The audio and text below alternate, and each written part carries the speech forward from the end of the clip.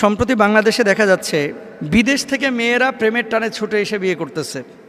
Indonesia থেকে কখনো আসতেছে, আমেরিকা থেকে কখনো একেবারে কালা কুসকুসে মেয়ে আসতেছে ফর্সা ছেলের কাছে, তারপরে বিয়ে করতেছে। বয়সে দেখা যাচ্ছে অর্ধেকেরও বেশি ছোট, অর্থাৎ একজনের বয়স 50 বছর, একজনের বয়স 20 বছর 22 বছর, এরকমও ঘটনা ঘটছে। কখনো ফিলিপাইন থেকে চলে আসতেছে, মালয়েশিয়া থেকে চলে আসতেছে। সাধারণত মেয়েরা বেশি আসে বাঙালি ছেলেদের প্রেমে পড়ে। এখন উনি লিখেছেন যে এই ধরনের প্রেমগুলো যারা প্রবাস থেকে বাংলাদেশে চলে আসছে এগুলো ইসলাম সমর্থন করে কিনা। 2 নম্বর, বিদেশিদেরকে বিয়ে করা ইসলাম অনুমোদন করে কি? ভেরি ভেরি ইম্পর্টেন্ট একটা বিষয়। সত্যিই এক্সপোর্ট ইম্পোর্টের বিজনেস বাংলাদেশে আছে, গার্মেন্টস শিল্পে আছে, অনেক পণ্য আছে, ব্যাটারি আছে, গাড়ি আছে। এখন মনে হচ্ছে যে ওই বিজনেসগুলোকে টপকায় ফেলতেছে আমদানি রপ্তানিতে আর কি। এত বেশি প্রেমিকা আমদানি হচ্ছে বাংলাদেশে, মানে প্রেমের টানে ছুটে চলে আসতেছে। আমার কাছে মনে হয় কি জানেন, যে এই সমস্ত প্রেমের বিয়েগুলো সাধারণত ওই কিচ্ছু না, আল্লাহকে ভালোবেসেও না, বা এবাদতের বিয়ে তো একটা এবাদতের নিয়তেও না।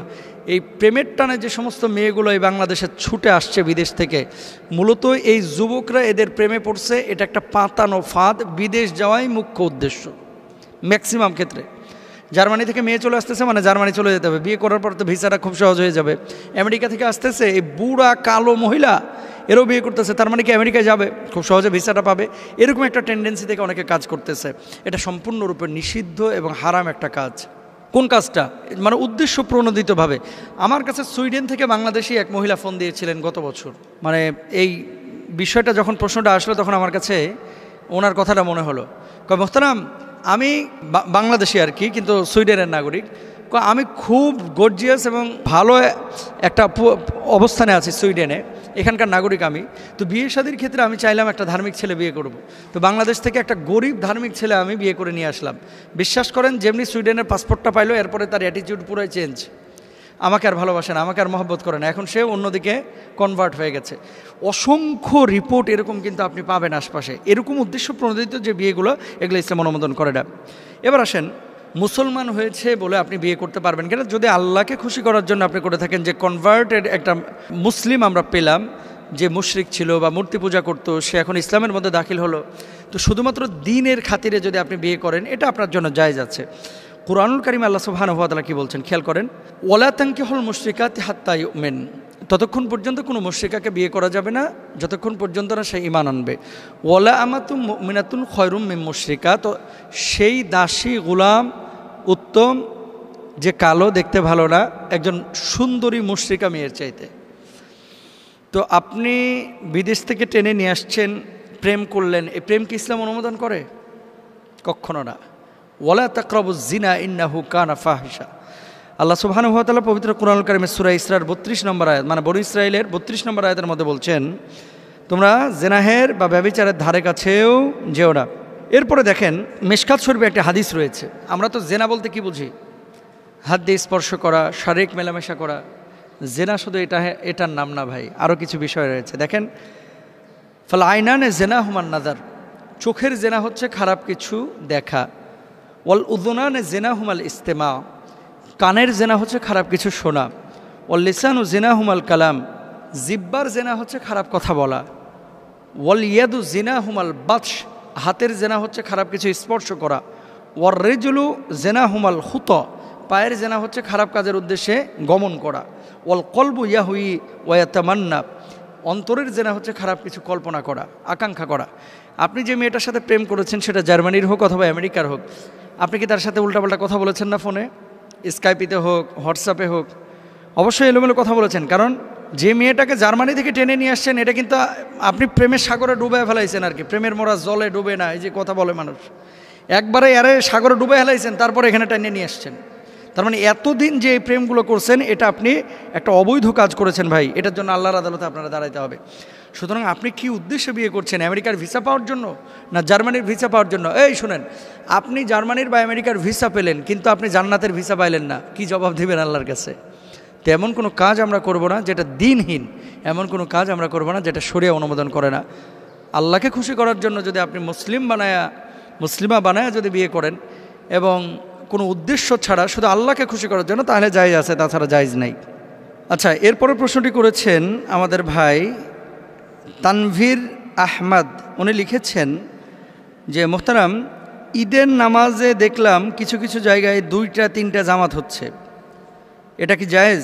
2 নম্বর প্রশ্ন করেছেন যে একই মাঠে একসাথে গ্রুপিং করে 2টা জামাত করছে, এটা কি জায়েজ? 3 নম্বর লিখেছেন ঈদের দিন বাংলাদেশের সাথে একটি দলের বিশ্বকাপ খেলা চলছিল, তো খেলার নেশা যাদের আছে ঈদগাহে গিয়ে খেলা দেখেছে আমার বন্ধুরা, আমি নিজে দেখেছি, তো ঈদের নামাজের খুতবা চলাকালীন অবস্থায় খেলা দেখা এ ব্যাপারে ইসলামী শরিয়ার বক্তব্য কি? 3টা বিষয় যদি বলতেন। খুব ইম্পর্ট্যান্ট বিষয় এবং সোশ্যাল মাধ্যমে কিন্তু ভাইরালও হয়েছে। ওই যে এক ঈদগাহে ওই গ্রুপিং করে এক পাশে হয়তো বা এক জামাত আর এক পাশে আরেক জামাত চলতেছে। এই কাজগুলো যারা করে দেখেন, ইদানিং বাংলাদেশে এটা শুরু হয়েছে, আগে কিন্তু ছিল না। মানুষের পয়সা বেড়েছে, তো ছেলেমেয়েরা বিদেশে আছে, এলাকায় আগে 7-8টা গ্রাম মিলে একটা মসজিদ ছিল। মসজিদের আধিক্যতা এটা প্রয়োজন অনুসারে যায় আছে, কিন্তু রেশারেশি করে আমাদের সমাজে যেটা হয় সাধারণত, চৌধুরী গ্রুপের সাথে মনে করেন খানবাড়ির একটু মনোমালিন্যতা হয়েছে। খানবাড়ির এরা চিন্তা করছে চৌধুরী গ্রুপের বাড়িতে মসজিদে কতদিন আর নামাজ পড়বো, ঈদগাহে কতদিন আর নামাজ পড়বো, আমাদের কি টাকা পয়সা কম আছে? এরপরে টাকা কালেকশন করে আরেকটা মসজিদ বানায় ফেলাই, ঈদগাহ বানায় ফেলাই। সম্পূর্ণরূপে হারাম একটা কাজ যারা এই কাজগুলো করছেন। বাইতুল মোকাররমে 4-5টা জামাত হয়, জায়েজ। কেন জায়েজ জানেন? এই মসজিদে ধরেন জায়গা মুসল্লি ধরবে হচ্ছে 20,000, মুসল্লি হয়ে গেছে 1 লক্ষ, সেক্ষেত্রে আপনি একাধিক জামাত করতে পারেন, কোনো সমস্যা নেই। কিন্তু মসজিদে পেছনের কাতার পুরাই ফাঁকা, আপনি দ্বিতীয় জামাত করবেন, এটাকে মানে কোনোভাবেই ইসলাম অনুমোদন করে না। হ্যাঁ, জামাত একটা শেষ হয়ে গেছে, পরবর্তীতে আরেকটা জামাত করলেন, জায়েজ আছে। তবে হানাফি মাযহাবের কিছু কিছু স্কলারের মতে একই জায়গায় 2টা জামাত করা এটা মাকরুহ, এটা মাকরুহ বলেছেন। কিন্তু গ্রুপিং করে যে ওদের ইমামের পেছনে নামাজ পড়বো না, ওদের বাড়ির মসজিদে নামাজ পড়বো না, ওদের ঈদগাহে নামাজ পড়বো না, আমরা আরেকটা চালু করবো, এটা হারাম, এটা জায়েজ নাই। ওয়াতাসিমু বিহাবলিল্লাহি জামিআ ওয়ালা তাফাররাকু, আল্লাহ সুবহানাহু ওয়া তাআলার রশিকে আঁকড়ে ধরতে বলা হয়েছে। আর আমাদের সমাজের মধ্যে সামান্য সামান্য বিষয় নিয়ে এই কাজগুলো যারা করছে এরা আসলে মানুষের কাতারের মধ্যে পড়ে না, লজ্জা থাকা উচিত। আর আমার বুঝে আসে না আসলে ইমামরা এখনও সচেতন না ভাই, বিশ্বাস করেন। গ্রাম অঞ্চলের ইমামরা শহরের মতো এতটা সচেতন না। অনেকে আছে যখন দেখতেছেন যে এখানে গ্রুপিং হচ্ছে, ফিতনা তৈরি হচ্ছে, তখন আপনারা কেন এখানে উদারতার পরিচয় দেন না? কেন আপনারা তো জাতির রাহবার, আপনারা জাতির পথ প্রদর্শক, আপনারা মানুষকে এগুলো বুঝাবেন যে আমরা গ্রুপিং না করি, আমরা একটা জামাতি করি, একসাথে নামাজ আদায় করি। ছোটোখাটো বিষয় নিয়ে সামান্য সামান্য মতভেদগুলো আজকে বড় করে আমরা দেখে আমরা ফিতনা তৈরি করছি, এটা কোনোভাবেই উচিত না, এটা কোনোভাবেই জায়েজ না।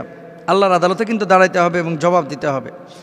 তারপর আসেন, যারা এই কাজগুলো আমরা, এই যে বিশ্বকাপ খেলা হচ্ছে এই জন্য আপনি ঈদের নামাজে মোবাইল দিয়ে খেলা দেখছেন, কত বড় অপরাধ জানেন আপনি? খুতবা শোনাটা হচ্ছে ওয়াজিব, আপনি ওয়াজিব খুতবা না শুনে আপনি খেলা দেখছেন ওখানে বসে। হ্যাঁ, খেলা আপনার দেখার খুব প্রয়োজন, তো আপনি নামাজে গিয়েছেন কেন?